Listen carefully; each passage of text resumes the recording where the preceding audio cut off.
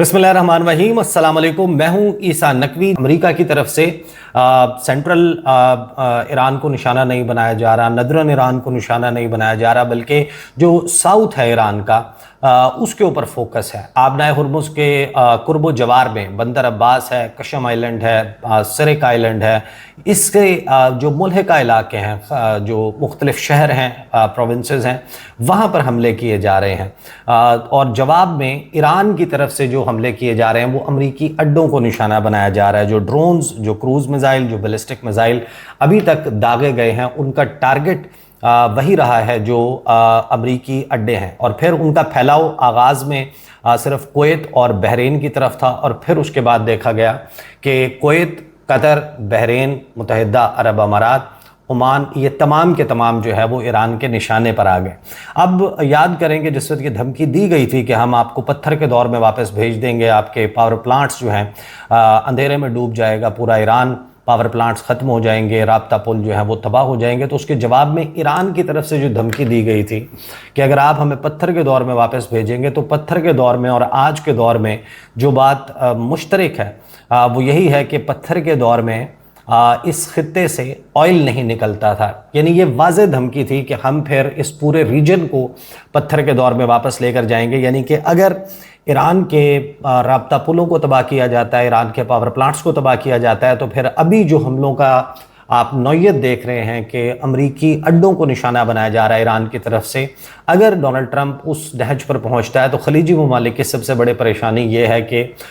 Iran जो है वो उनके एनर्जी इंफ्रास्ट्रक्चर को निशाना बनाएगा। उनकी जो ऑयल तनसीबात हैं उन पर उनकी जान अटकी हुई है, उनकी इकॉनमी तमाम की तमाम डिपेंडेंट है। और फिर जो उनके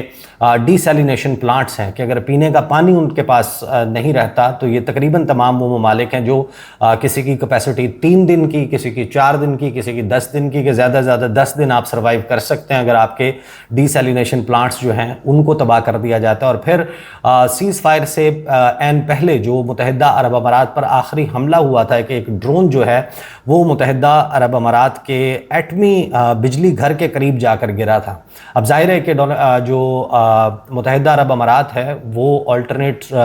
सोर्सेज जो हैं उनसे अपने लिए बिजली ज़रूर पैदा कर सकता है, अगरचे अभी 40 to 60% उसकी न्यूक्लियर जो पावर प्लांट्स हैं वहाँ से एनर्जी की बिजली की सप्लाई होती है। लेकिन अगर वो तबाह हो जाता है तो वो उसको भरपाई तो उसकी कर सकते हैं, अल्टरनेट जो अपने बिजली घर हैं उनको चलाकर बिजली तो पैदा कर सकते हैं, लेकिन उससे ताबकारी का जो खदशा है उससे मुत्तहिदा अरब अमारात में कम से कम जो है वो रहने के काबिल नहीं रहेगा। तो ये तमाम के तमाम खदशात मौजूद हैं, क्योंकि अभी जो सीरीज़ ऑफ अटैक्स ईरान के ऊपर हुआ है उनमें ख़ास तौर पर बुशहर में, जिस जगह पर रूस के ताउन के साथ ईरान जो है उसका एटमी बिजली घर मौजूद है, उसके बिल्कुल 200 मीटर के रेडियस के अंदर जहां पर वो न्यूक्लियर रिएक्टर मौजूद है उसके करीब अमरीकी जो मिज़ाइल हैं वो जाकर लगने की तस्दीक हुई है। उसके ऊपर बड़ी तशवीश का इजहार इंटरनेशनल एटॉमिक एनर्जी एजेंसी की तरफ से किया गया, और उसके ऊपर वार्निंग्स भी दी गई कि अगर ये होता है, खुदा न खास्ता इस किस्म का वाक़या होता है, तो फिर इसकी जो ताबकारी के असरात हैं वो पूरे खलीजी ममालिक में भी जाएंगे, ईरान का नुकसान होगा। लेकिन क्योंकि ये बिल्कुल पानी के किनारे मौजूद है और अगर रेडिएशन जो है और रेडियो एक्टिव सब्सटेंस वो खलीज फारिस, पर्शियन गल्फ़ के पानी में जो है वो ताबकारी हो जाती है, तो फिर यहाँ पर मौजूद कोई डिसैलिनेशन प्लांट ऐसा नहीं है कि जो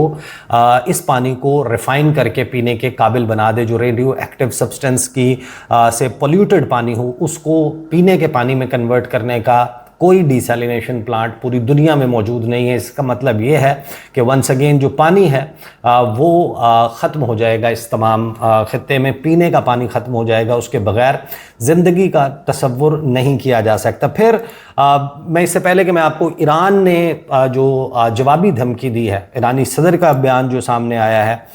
फिर हम दरमियान में एक ब्लंडर है, मैं इस दौरान क्योंकि वीडियोज़ नहीं कर रहा था, डोनाल्ड ट्रंप ने एक बहुत बड़ा ब्लंडर किया। डोनाल्ड ट्रंप ने एक इंटरव्यू देते हुए और फिर अपनी गुफ्तगू करते हुए, प्रेस टॉक्स करते हुए उसने ये दावा कर दिया और उसने ये कहा कि हम फ्री में ये काम नहीं करेंगे, मैं चाइना के लिए खोल रहा हूँ आबनाए हुर्मुज़, मैं फ़लाँ मुल्क के लिए खोल रहा हूँ और हमें इसके ऊपर कंपनसेशन मिलनी चाहिए। और फिर उसने अपने ट्रुथ सोशल के ऊपर ये पोस्ट कर दिया कि 20% जो है वो पैसा हम इनसे वसूल करेंगे और फिर पूरी दुनिया ने निकाल कर अमरीकी इंतज़ामिया के, मार्को रूबियो के, जेडी वैंस के, डोनाल्ड ट्रंप के बयानात बताए कि इंटरनेशनल वाटरवे है, यही वो बुनियाद है या नुक्ता है कि जिसकी बुनियाद पे आप कह रहे हैं कि ईरान जो है वो पैसे वसूल नहीं कर सकता। तो ईरान तो कह रहा है कि हम 1% या 2% चार्ज करेंगे, $1 या $2 जो है वो चार्ज करेंगे। अमेरिका बहादुर जो है वो 20% जो है उसकी तरफ आ गया और फिर उसने अपना बयान तब्दील किया, अपनी बात वापस ली और वापस लेकर उसने ये ऐलान कर दिया कि हम जो है वो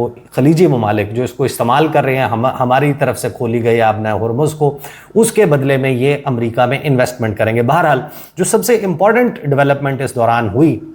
और गुज़श्ता 48 घंटों के दौरान कि जो बंदर अब्बास है उसके हवाले से सेंटकॉम की तरफ से एक फुटेज जारी की गई और वो ब्लैक एंड वाइट फुटेज है। जब आप उस फुटेज को गौर से देखते हैं तो उसमें बेसिकली दिखाया गया है नेवल ड्रोन्स, सी ड्रोन्स। इस तमाम जंग के दौरान ये दूसरा मौका है कि सी ड्रोन्स को इस्तेमाल करने की बात सामने आई है, लेकिन इससे पहले जो सी ड्रोन्स को इस्तेमाल किया था, आपको याद होगा कि एक अमेरिकी अपाची हेलीकॉप्टर जो है उसको शूट डाउन किया गया था ईरान की तरफ से आबनाए हुर्मुज़ में, और उसमें जो 2 पायलट्स मौजूद थे उनको रेस्क्यू करने के लिए अनमैन्ड जो व्हीकल्स हैं, जो ड्रोन्स हैं, वो भिजवाए गए थे, सी ड्रोन्स, और उनके ज़रिए उनको रेस्क्यू किया गया था। लेकिन अब खुदकुश सी ड्रोन्स जो हैं उनका इस्तेमाल पहली मर्तबा किया गया और ये इंसानी तारीख़ में, इंसानी जंगों की तारीख़ में ये पहला मौका है कि सी ड्रोन्स का इस्तेमाल किया गया। और उसके ऊपर डाटा कलेक्शन के लिए जो है वो कैमरे भी मौजूद होते हैं, उसके ऊपर सेंसिटिव डाटा कलेक्ट करने के लिए सर्वेलेंस इक्विपमेंट भी मौजूद होता है और तकरीबन 400 पाउंड से 800 पाउंड के करीब बारूदी मवाद उसके ऊपर लोड हो जाता है और वो अटैक के लिए इस्तेमाल किए गए हैं। इसको आप एक तरफा खुदकुश सी ड्रोन्स आप इसको कह सकते हैं और इनका इस्तेमाल किया गया माजरत गला जो है वो साथ नहीं दे रहा अभी तक, जो मामलात हैं वो उस तरीके से दुरुस्त नहीं हुए। तो जो सी ड्रोन्स इस्तेमाल किए गए हैं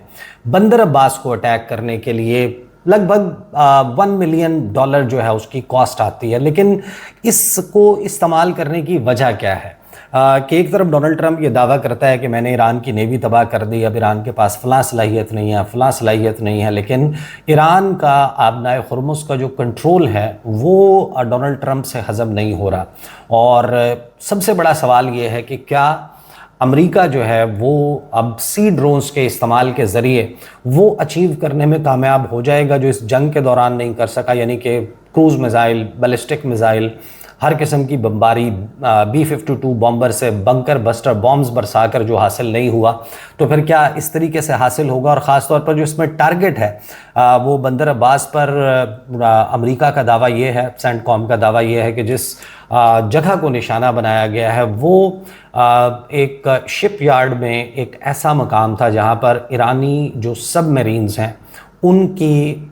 मेंटेनेंस का काम किया जाता है। ईरान आबनाए हुर्मुज़ को जिस तरीके से कंट्रोल करता है या कर रहा है इफ़ेक्टिवली, उसमें 3-4 चीज़ें बड़ी कारगर हैं। एक, उनकी स्पीड बोट्स हैं, जो कोस्ट लाइन है उस कोस्ट लाइन के करीब जो